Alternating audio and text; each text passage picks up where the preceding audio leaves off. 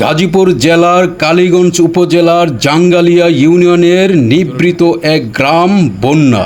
গ্রামীণ এই জনপদের এক কোণে এখন ভর করেছে এক অভিশপ্ত শূন্যতা। বাতাসে ভাসছে এক অসহায় মানুষের দীর্ঘশ্বাস। সেই শূন্য খা খা করা গোয়াল ঘরটি মাঝে মলিন মুখে আর জীর্ণ শরীরে বসে আছেন বৃদ্ধ শরীয়ত আলী সুরু সাহেব।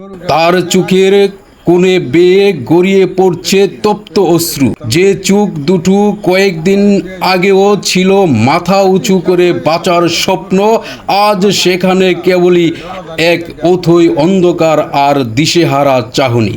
চোরেরা শুধু তার গোয়ালের পশুগুলি নিয়ে যায়নি, নিয়ে গেছে তার বেঁচে থাকার শেষ অবলম্বন, তার জীবনের শেষ সম্বল। শরীয়ত আলী সুরু সাহেবের শেষ সম্বল ছিল একটি উন্নত বিদেশি জাতের গাভী এবং তার দুধের বাছুর। পরম মমতার দিন রাত পরিশ্রম করে এগুলোকে লালন পালন করেছিলেন তিনি। আনুমানিক 3.5 লক্ষ টাকার মূল্যের এই পশু দুটি ছিল তার বেঁচে থাকার একমাত্র উৎস। কিন্তু এক কাল রাতে এক দল নির্মম পাষাণ চোর হানা দেয় তার এই শেষ সম্বলটুকুর উপর। শূন্য গোয়ালঘরের দিকে তাকিয়ে ডুকুরে কেঁদে উঠে সুরু সাহেব আজ প্রশ্ন ছুড়ে দিয়েছেন রাষ্ট্র ও সমাজের বিবেকের কাছে। প্রশাসন কোথায়? সরকার কোথায়? আইন শৃঙ্খলার বাহিনী কোথায়? আমি কার কাছে যাব? কার কাছে বিচার চাইব? আর কতদিন এভাবে আমাদের দেশ চলবে? এই প্রশ্ন শুধু তার একার নয়, এটি আজ দেশের প্রতিটি প্রান্তিক ও অসহায় মানুষের বুক বাড়া আর্তনাদ এবং অধিকার আদায়ের বজ্রকণ্ঠ। এই নির্মম চুরির ঘটনা শুধু একটি পরিবারের স্বপ্নকে ধ্বংস করেনি, বরং পুরো এলাকার নিরাপত্তা ব্যবস্থা রূপটি উন্মোচন করেছে। এই পৈশাচিক অন্যায়ের বিরুদ্ধে প্রশাসন ও সমাজকে এখনই কঠোর অ্যাকশনে যেতে হবে। কালীগঞ্জ থানা পুলিশ ও স্থানীয় প্রশাসনের কাছে আমাদের তীব্র দাবি, অনতিবিলম্বে এই ঘটনার তদন্ত শুরু করুন।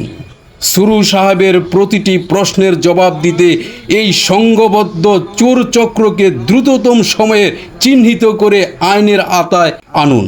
3.5 লক্ষ টাকার মূল্যে এই বিদেশি গাভী এবং বাছুর যাতে কোনো হাটে বা কসাইয়ের কাছে বিক্রি হতে না পারে, সেজন্য পুলিশ ও ডিবি নজরদারির জোরদার করুন।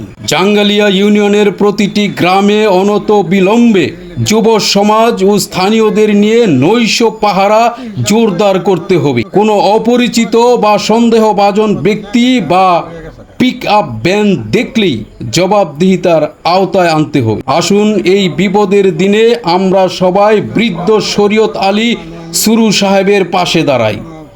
এই খবরটি সর্বত্র ছড়িয়ে দিন, যাতে অপরাধীরা ও তাদের আশ্রয়দাতারা পার না পেয়ে যায়। চোরেরা হয়তো গোয়ালের গরু চুরি করেছে, কিন্তু আমরা আমাদের সমাজ, সরকার ও প্রশাসনের বিবেককে মরে যেতে দিতে পারি না। শরীয়ত আলী সুরু সাহেবের এই অশ্রু ও প্রশ্ন যেন বৃথা না যায়। আসুন অপরাধীদের ধরতে এবং এই অসহায় বৃদ্ধের মুখে আবার হাসি ফুটাতে আমরা সবাই এক হয়ে মাঠে নামি। ধন্যবাদ সবাইকে।